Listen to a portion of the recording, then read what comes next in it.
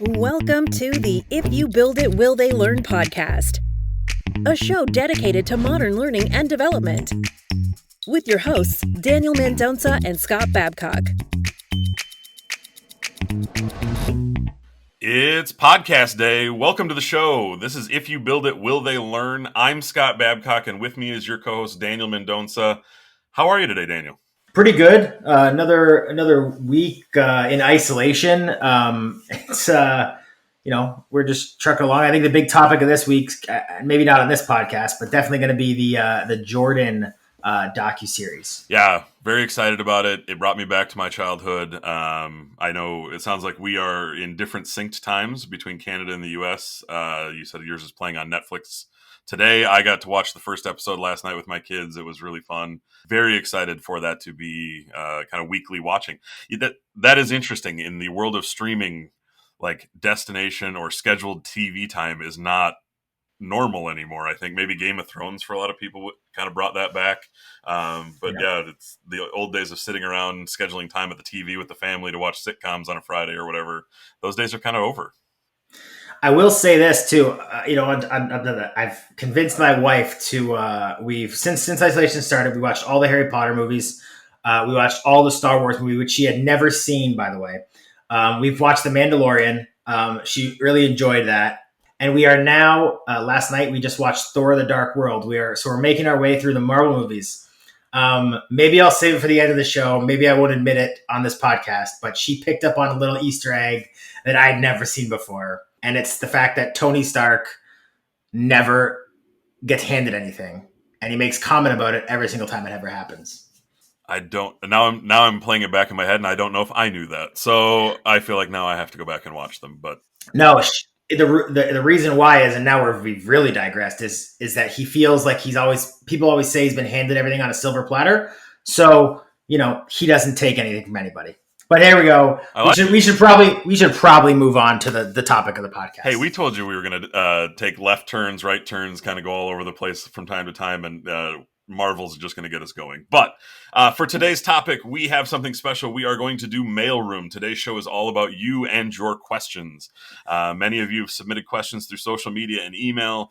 We've picked a few from the pile that we thought might be really poignant, and we are going to do our best to answer them for you on today's show.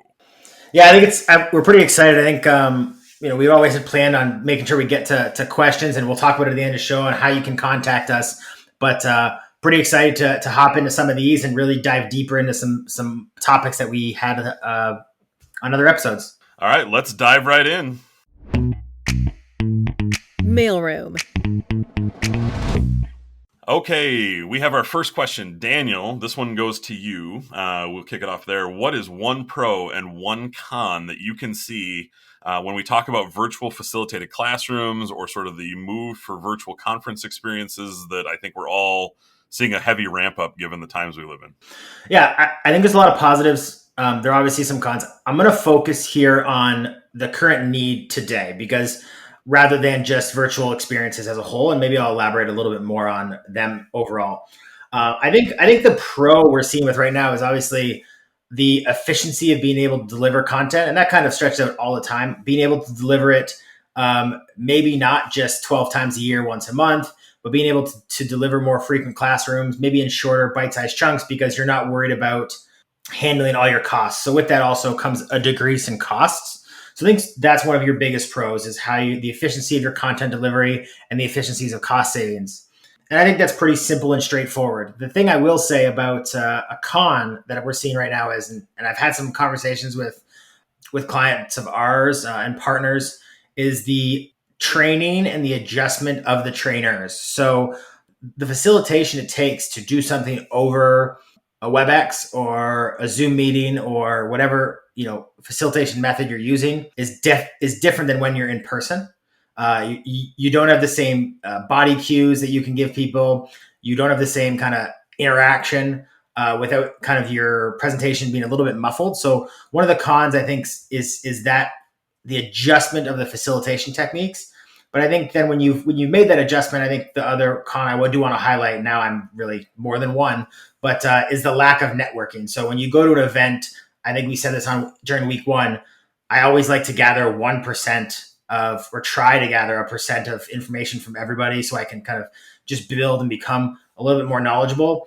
Sometimes you lose that, or at least it becomes more difficult to do that. You bring up the facilitation techniques. I think so often we get in a position where we're able to quickly identify that there's efficiencies to be had, or we see the at conference moment. And we talked about this even on our last podcast about virtual reality, but it's what is that upfront preparation part? How do you design the content to be consumed in a non-live environment that is virtual? And then with that becomes for anyone who's done live in-person facilitation and then done virtual facilitation, they require a completely different skill set. And I think that's a really good call out, that those train the trainer moments. How do you do rehearsals? How do you practice? Are you designing content and delivering it in a way that is engaging when it's just your voice and it can't be your body and your physical kind of presence in the room? Those become really different scenarios for a lot of people that maybe have done it more traditionally. Yeah, and I think on summing up all of that, the reality of it is, if for the next 3 to 6 months, we're going to see a ton of this, and people are going to have to adjust. But moreover, I think there's just going to be more of it going on, and because companies and organizations realize that they can do it, so people are going to have to adjust, and kind of how it evolves is one of the most exciting points about the virtual classroom. Absolutely, we seem like we're definitely building the airplane as we're flying it, I think, is the corporate cliche that often gets thrown around, but we're all learning as we go. So, all right, we're gonna have to. I think we're gonna have to move on to our next question. And on that note, I think just so you know, some people have asked that their name stays a little bit concealed. Some people, said they're welcome to share. So this question comes from Donna.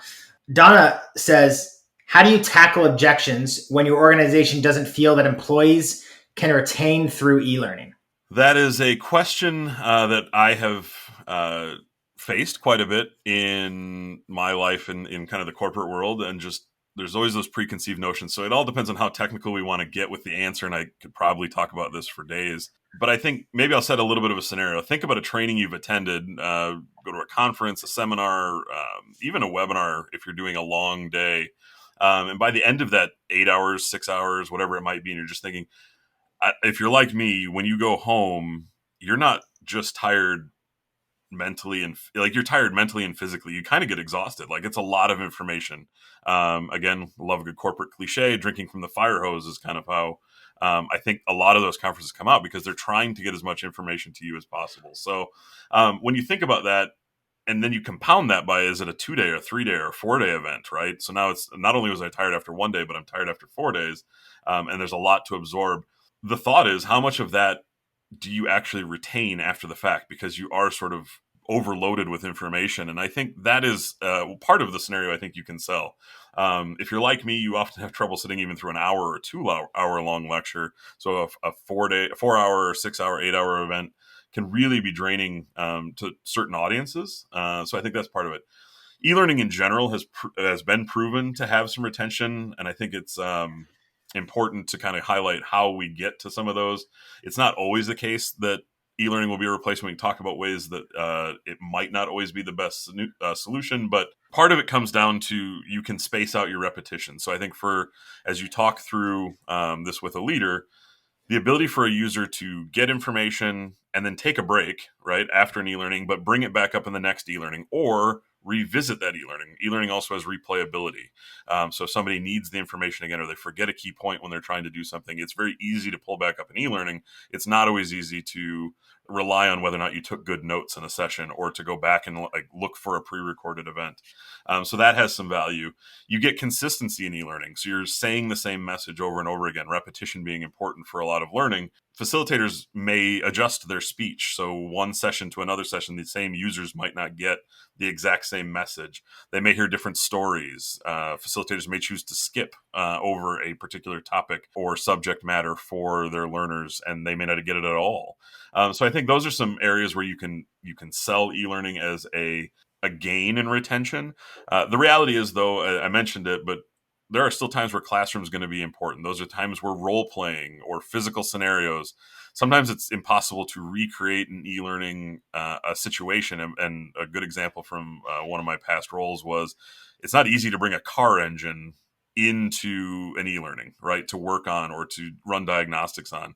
And sometimes you just physically have to be where a car engine is, or you need a particularly large diagnostic piece of equipment that you kind of have to go where it is. You can't just ship that around, and it's not easy to replicate that necessarily in e-learning in a way that's useful to use those tools. So there are definitely times, and I think in those scenarios, a blended approach probably has the greatest impact. Still conduct those live scenarios, do the physical training that needs to happen where you're getting the real life experience, but you can supplement that with some e-learning that really sets the foundation in those. That is a long explanation, I guess, of the way I would go about trying to get an organization to understand the retention value of e-learning. On that note, though, I think that it all comes down to understanding the overall objectives of what you're trying to do. And I think that, like you said, it's a blended approach that works well. There are some things that need to be taught and can't be replaced by e-learning, but can be assisted and amplified by adding e-learning to it. So like you said, whether it's additional resources, whether it's replayability of what they just learned, those sorts of things can be added to an instructor-led process where they don't maybe have to make the instructor-led as long. So understand the objective, I think for me, is really what helps explain that e-learning can cause retention, because it kind of amplifies the experience. I'm going to provide one more thing, and then we can kind of move on, and maybe there's some follow-up, and maybe our question asker, Donna, has some follow-up for us as well. So maybe she'll send that in. But I think it's understanding what your actual measurements are on that e-learning. So a lot of times, we always get the completion number as that like blanket number, but it may be that your satisfaction rate in a post-course survey, you want to be a certain level. It may be that when you evaluate from a coaching perspective later on from a manager, you want them to be able to provide a certain level of competence or knowledge on a subject. But understanding what the actual KPI of the e-learning is helps us go back to the start and talk about the value of it, right? And I think that you can't always have, it's not apples to apples when you say instructor-led and e-learning. There's a lot of other things that go in, and making sure you evaluate that appropriately really helps. And kind of going back to that original question of like, how do you talk about retention? Making sure you set up those metrics to track is important. All right, our next question comes in, and it is, my organization is committed to an LMS that doesn't meet our needs. How do I begin a conversation to find a new solution? And I know this is a question we get a lot, and I have had this question as part of my past dealings. So I think it's really interesting on how we might approach this. But Daniel, what are your takes on how do you just begin that conversation? Yeah, and it's a sensitive topic typically in the conversations that we have, because somebody who you work with or in your organization chose the platform you're using currently. So to admit that maybe it's not meeting all your needs after the fact may not be the easiest discussion, but your business evolves and so do your software needs. So it's sometimes a reality. So the place to start really comes down to what are you as a user of the platform. So whether you're an instructional designer, whether you're an L&D manager, whether you're a learning technologies manager, your needs and your gaps within that platform are probably going to differ. So you should really establish what your gaps are. Then you should really understand the most important person in the platform is the learner. So what are the learner's pain points using the platform, whether it's user experience, whether it's difficult to find things, they can't do certain things in their profile, whatever it is. And then the last thing is, from an organizational perspective, from a global perspective, what do you believe the pain points are? And I think you kind of got to hit on those three. That way you're not just going to your manager or a decision maker or whoever it may be and complaining about how your job is difficult because of the platform you use. I think sometimes it can come off that way. So I think that's number one way to start. Understanding the current landscapes of the current system and all the stakeholders that are involved is important. I think really if you go into just general change management strategy around these things and making sure you paint the whole picture to have the conversation. But the biggest thing that is going to grasp the attention of the people who make decisions or would be needed to help you make change is going to be the financial aspect of it. So whether it's you can't comply to training with required training or safety training, whatever that is, which puts you at risk legally. You're unable to onboard people quickly, so there's a cost of how long it takes people to learn and get up to speed with the organization, or maybe you aren't able to onboard appropriately, so you have a huge turnover.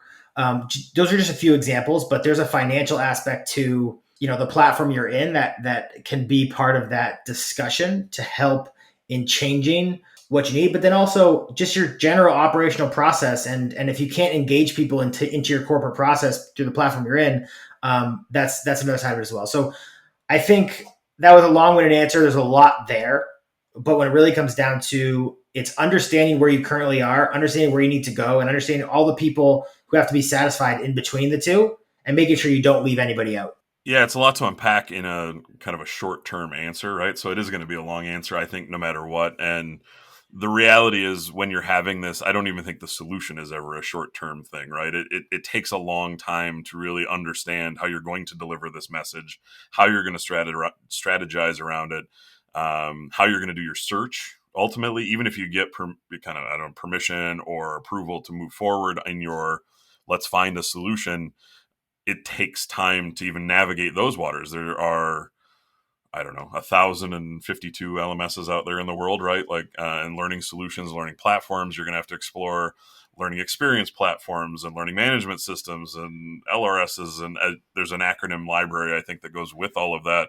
And what's the right fit for your organization? And I think even that's going to take time. So no, it isn't something you're just going to quickly flip the switch and it's going to be solved for you. It does take some time. Very early on, you mentioned the sort of, I don't want to call it the politics maybe, but the sensitivities that come with knowing that this is a legacy solution, right? This is a choice someone made at some point, and it could have been decades ago. It could have been last year. It is not about tearing down your current system. Typically, you really need to make sure it's about what is the shift that has caused this. There's new technology. We have a new workforce enablement. We are looking at a different operating model. We are looking at 1,000 different metrics that are not applying to your point of like audit or compliance. There generally has to be a reason, and you're going to need to sell that reason. I once had a boss that gave me solid advice. I've had many, but this is one that is applicable to this. Don't bring me problems, bring me solutions, right? And I think you really have to think through that part of it first. Don't just complain about what it can't do. Tell me about what something else could do. And I think that will typically get people excited. They'll shift, they'll see that vision and go forward. So on to the next one. Greg from Tennessee, he wrote this in on Facebook. So you can always go to our Facebook page and add questions, comments onto our posts there. Scott, how does an organization that has only done 45 to 90-minute seat time trainings, I fell asleep reading that, begin to transition into a more micro learning strategy? Well, first, let me say this is a fantastic question, and not only because it's a great question, but because it means someone was listening to one of our previous shows and wants us to expound. So that made me feel really good to know people are listening. So that's a good thing. But more importantly, the question's great because I think it's probably where a lot of people are in their organization and their content. And you have a program in place. You're trying to figure out how to tackle that change. Change isn't always easy for a lot of folks. So I think we're all kind of faced with how do you take that first step in what could potentially be that journey towards something that's a bit more micro-learning based. There are obviously a lot of variables that are kind of underlying in this question alone, and just a few are what's the current format? Is it a live or a digital seat time? What systems are in place? Are you using an LMS? Are you using Outlook just to schedule things? Do you have Microsoft 365 tools that you're trying to employ through Dex or Microsoft Teams? What's the topic? What objectives? What business are you in? I mean, again, these questions go on and on and on. Are your employees remote? Are they co-located? What other resources do you have in-house L&D? Are you buying it off the shelf? Are you consulting and buying other services? These are the kinds of things that we would typically probably spend a full day talking with a client about, right? Like just trying to understand the needs. I think you're going to have to, as an organization, start there. Start answering some of these things, documenting them down. For the purposes of the answer, again, we're already long-winded getting into this, but I'm going to assume this is a live training. You're doing this as a facilitated classroom training as we answer this. we employ sort of a philosophy of tell me, show me, let me do. So if you're thinking about ways you can break down your content, whatever format it's in, into more bite-sized chunks, you can start by kind of building it out in a progression model. And I think the tell me is really the 5 W's of journalism: the who, what, why, where, when. I think you can start to say, this is what I'm delivering. Can these be given as pre-recorded videos or short summary e-learnings? We call them overviews or summary content a lot of the time. It's giving you the backbone of the content you're about to consume, the strategy or the plan. And realistically, that's a place where you can kind of start just giving some base level information on the content. The next step is to show me. And this is really about demonstrating whatever the behavior is that you're looking to do. This will depend a lot on what the complexity of the task is that you're trying to involve them with. Is it a sales technique? Is it a system? Is it a process? You might look at, can these again be done through like talking head style videos? Can this be an e-learning animation that walks you through the steps? Is it a system walkthrough? They're using something like recording a set of steps within a system to kind of show you how that works. There are ways to break those down into smaller chunks that someone can actually pull up live in the moment. And are there defined steps in that demonstration where you can easily break them up? And like I said, that's where you deliver these out, where they become just-in-time training. Lastly is the let me do stage. This is where you're all about setting up that scenario, the situation where our user's actually going to take what you've told them. They're going to take that learned behavior through demonstration, and they're going to try to apply it into something they can do. This is where you really have to determine what is possible from a learning perspective in an e-learning setting or a digital versus a live. We talked about role plays. We talked about interactions. Can you simulate that? Can you put them in a position where they can walk through a guided scenario on a piece of software or a process? And if you can break those up, those are the places where you're going to find those opportunities to go micro. You're going to be able to sort of segment and step out your process. I think that that is all part of how you get to micro. The last step, and it's is just what resources do you have in hand? If you're buying off the shelf, you're kind of stuck with whatever is on the shelf, if you will. That is the reality of that situation. It's hard to convince someone who already has a product that they're trying to get you to subscribe to or to bring into your library to change that library on your behalf. In that scenario, you might, if it's not meeting your needs, you would have to look at looking at consulting services, companies that build content, or bringing on L&D staff if you don't have it on hand. So you can kind of get more tailored experiences to you. But the reality is there's a lot of those companies out there, and there's a lot of off-the-shelf content. I would continue to keep looking for the right fit for your organization. Yeah, Scott, I think there's a lot to unpack there, but I think you really, really covered it. And I think it elaborates on, I think it was episode 2, that really, really dove into microlearning. I think it's something that you just gotta have to continue to ask the questions of your organization, and if you have the difficult conversations around the content you're looking at changing is a big part of it, and then throw out that strategy you talked about. So I'm not going to go into that anymore, but it's got great tactical for the audience. So all right, so our next question comes in from John. He asks, I think this goes back to maybe the introductory session of the podcast, but what parallels do you see between coaching college athletics and corporate learning and development teams? Yeah, it's actually, now I'm just going to, maybe I'll nerd out for a little while and get super passionate about this. Obviously my two worlds colliding, but I've always really seen a lot of parallels between coaching and general business. I actually wrote a blog about it one time, and just, from how you develop solutions to how you manage team members and staff, just the whole solution as a whole. There's so much that I can kind of use in both arenas, but when it comes down to L&D and coaching, the true connection between the two, I think for me, lies in when it comes to developing team culture. And culture is a tired term in society today, whether it's company culture, whether it's team culture. I like to really just approach it as the environment that you're creating. But for me, it's okay, so how do you create that? What sort of processes do you have in place to make sure that everyone's motivated to do the best job possible? And one of the things that came up is we talk about gamification in our job so much. So around learning, how do you incentivize the learner? How do you motivate them to take training? Then how do you transfer that motivation to perform activities on the job? I'm going through this a lot right now with my college athletes because we talked about it week one is there's no field to play on right now. So everything they're doing is individually. So we're really creating leaderboards. We're creating standings to create competition. Everybody's competitive in nature for the most part. In order to create that environment where everybody's looking to do better, everybody's looking to learn, everybody's looking to develop themselves within the confines of their development strategy, it really comes down to competition and connection. I think I go back to a term that we use a lot about in L&D, which is connecting people, process, and product.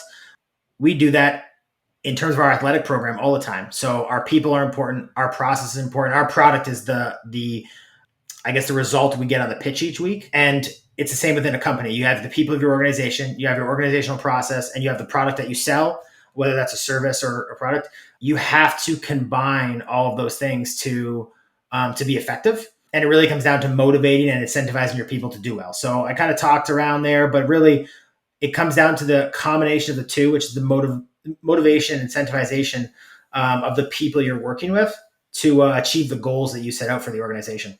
I like that you brought up gamification. I think it obviously, when you're talking about athletics or sports, gamification seems like a natural fit, I think, as you're having that conversation. But it actually applies back to the L&D side of the world as well. We didn't mention it necessarily when we talk about retention and e-learning, but there are quite a few studies out there that show that when you use gamification strategies, and we should clarify that doesn't mean just putting games in training or making training about games. There is a huge difference there. That is always one of sort of the misconceptions when we talk with businesses is, well, I just don't want my employees playing games. We're not implying that that's the right approach, but there are gamifications, leaderboards, competition, and relying on that as part of what motivates a learner. It also can lead to greater retention. They get more engaged, they're more involved, they're more invested in that program. They tend to retain that information more as a result of that. With that in mind, there are things like learning games that can be more entertaining, but usually they're based on the success of the learning and the training and the ability to kind of absorb knowledge and stay engaged in that platform. So gamification can be a really powerful technique, I think, as you're talking about it. Yeah, I think to add more on that, no athlete, I'll start with athlete. No athlete has ever become a professional or gone to the levels that they want to, whether it's in college athletics or whatever, without putting the time in to get better on their own. And I think with learning development and just talent development in a corporate environment as well, the same applies. Going to trade shows, watching YouTube videos, interacting with your colleagues, which is a learning activity in itself, is what, if you sit at your desk and don't talk to anybody all day long, chances are your knowledge of your role is not going to continue to increase. And what we've done from a gamification perspective is we ask our athletes to create games within games. So if our topic at practice, I'm not going to get nerdy into soccer, but is about tackling in the center of the field, right? I'll ask my midfielders to create goals for themselves inside of the training for themselves.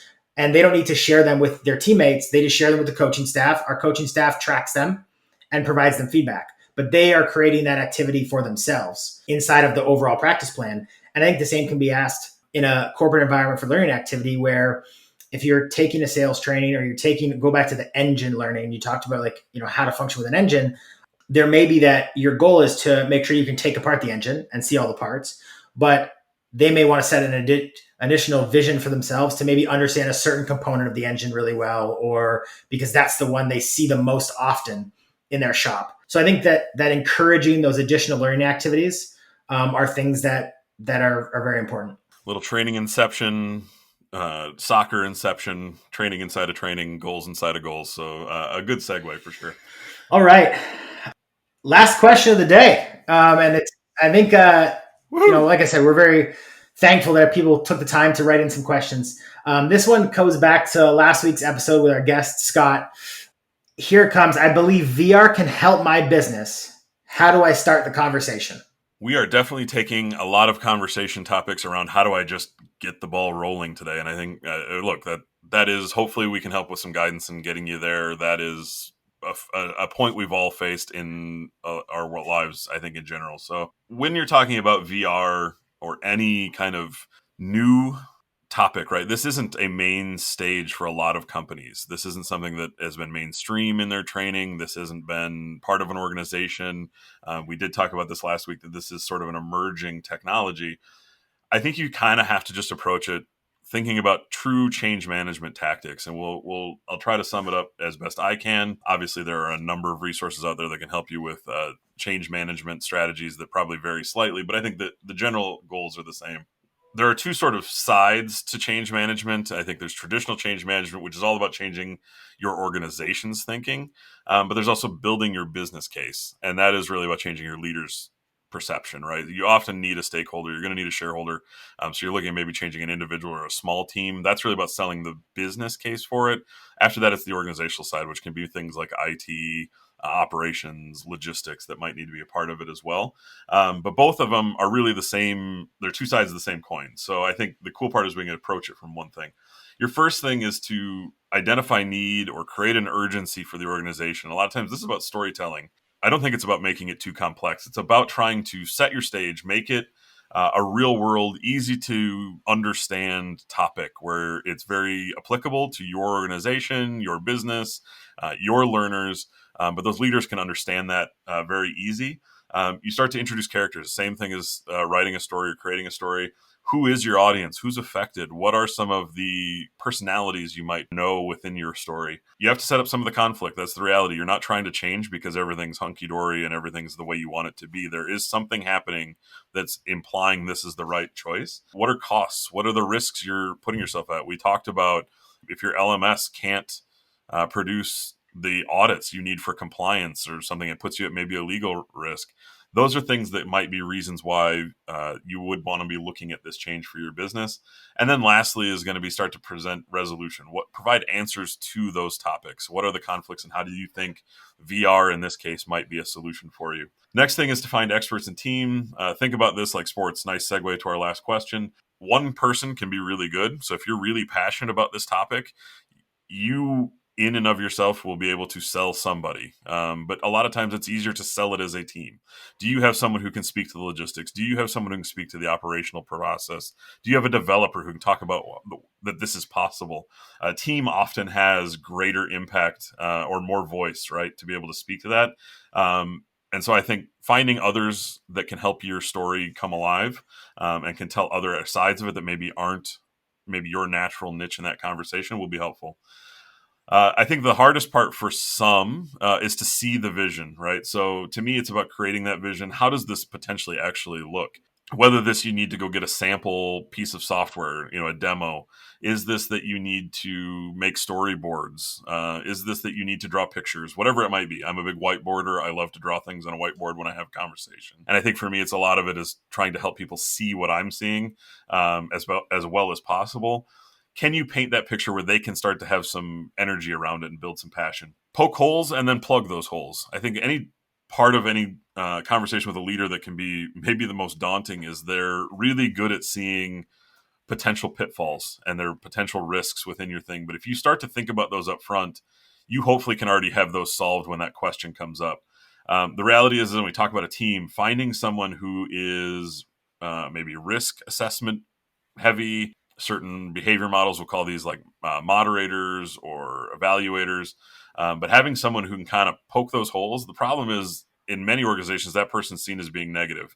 And the reality is they're not trying to be a downer on a project. They're trying to make it as good as possible. Rely on those people and use their talents to kind of help you say what could happen here. And then how do we solve for that before a leader ever asks, so you're prepared to answer those questions. The last thing, we talked about it in one of the other questions as well. This is a great wrap-up question for us because it really ties a lot of things back in. Are you building metrics into your plan that allow for a lot of quick wins?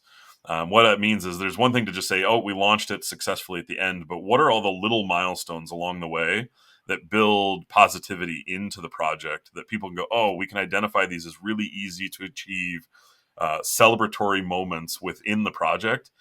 They help keep the momentum of that project going. And if you can have those identified up front, you don't get lag. You won't find people falling off the energy of the project, the passion of the project, getting distracted as easily because it's a constant boost to the endorphins, I think, of the project in general. On that note, there's a lot of details that will be VR or even AR related that would go into those steps. But I think what's important to understand about those kind of 5 steps you talked about is those are pretty applicable across any sort of conversation. So going back to the question about my learning system that doesn't meet my needs, I would look at those same 5 steps and kind of walk through that along with kind of what we touched on, and really will help implement anything effectively in terms of change, whether it's internal or external. So yeah, Scott, I think that's a great way to wrap up the show, because it really talks about all the different items that we touched on today.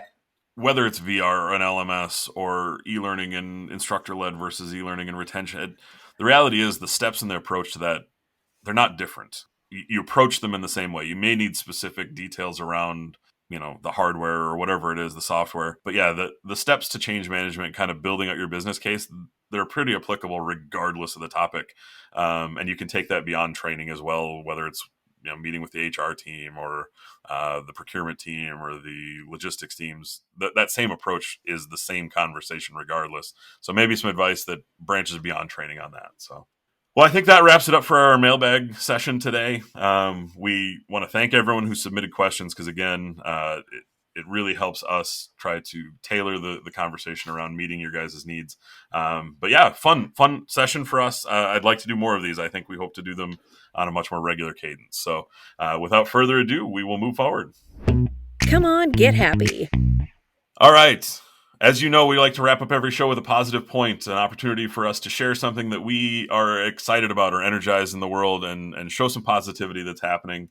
I will go first. For me, I will set a quick backdrop. My son plays for a baseball team, a traveling baseball team. That team, Daniel mentioned it, there's no field. There's no opportunity to go out and practice. And so they are clamoring now as cabin fever sets in to find ways to be active together. More importantly, they want to be connected. So they have taken it on. And now these are 8 and 9-year-olds. They're still pretty young, but they have taken it on themselves to create workout strategies. And then they contact one of the parents who sets up a Zoom meeting, and they actually run this on their own. So it's 12 kids all in their own homes. And they actually detail out. So they ran their first practice, if you will, or workout session. So it's a bunch of 8 and 9-year-olds doing air squats, over the head shoulder lifts, which they decided that if you didn't have weights, so they're even getting creative in the way they're doing it. They used bean cans or soup cans that you could find in the kitchen to create some weight in your hands as you were doing over the head lifts. They were doing push-ups and sit-ups. It was fun to just poke my head into the room. I was yelled at very quickly to get out as well, but to peek in and just see them, and man, they were working up a sweat. They were having a great time. They were giggling and laughing. The parents were rooting them on from other rooms or just on the thing. It was really fun to see these kids be creative and energized around it. And the best part probably as a parent was all the parents were telling the stories of their kids waking up the next day complaining about how sore they were, that they couldn't walk down the stairs because their thighs hurt from doing squats, or that their shoulders hurt from doing push-ups. So we giggled that they didn't understand that you get sore when you work out. That's part of how that works, that this isn't unusual. But they're all really excited to go back. They're now set it up. It's going to be a Saturday workout. Each kid's taking a turn developing something that they think will be impactful. They're watching YouTube videos on how to do a workout or what would create the greatest value for a baseball player. Anyway, again, it's really cool because they took it on themselves. This wasn't something a parent said you should go do this. One of them came up with the idea, and now they're running with it on their own. That's awesome. I love it. As a coach myself, I love to see the motivation. I've seen a lot of things like in clubs that I'm involved in here doing certain things. That's so great that the kids are enjoying themselves. For me, the thing that I'm going to highlight today is really, I think during these times, there's obviously people who are struggling. And we look at people donating money to help with food or whatever that may be.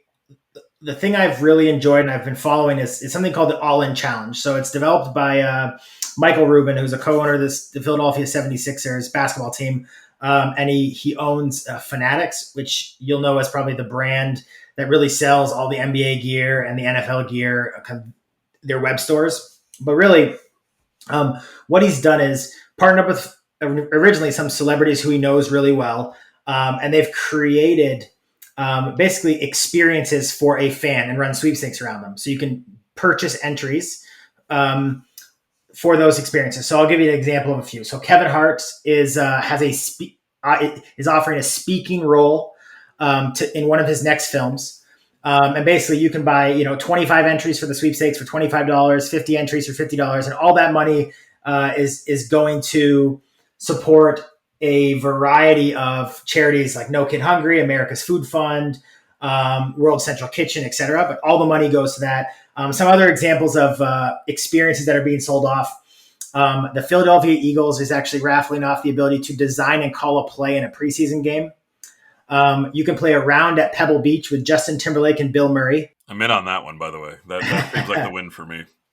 Matthew McConaughey is doing a Texas football experience where you'll go out, you'll tailgate with him for a full game, him and his friends and family for a full game, go into his box at Texas at Longhorn Stadium. And those are just an example. And there's more and more every day. And what's happening is the rule is if you create a challenge, you have to challenge two friends of yours to participate as well. So like Matthew McConaughey was challenged by Leonardo DiCaprio, and they just keep the celebrity community is just pushing each other. And it's easy for people to look at celebrities and say, you have millions, donate money. But I think this is a really unique way for them to do that. With also, providing an experience to those fans who are taking time, but also donate some of their money to something unique as well. So I think it's really cool, and it's been fun to watch them interact with each other on social media, etc. All right, that will do it for us today. Just a reminder, if you have questions you'd like to include in our next mailroom session, get in touch on social media or via email. We'd be happy to hear from you.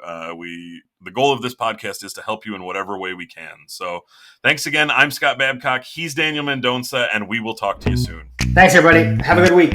Thank you for listening to another episode of the If You Build It, Will They Learn podcast.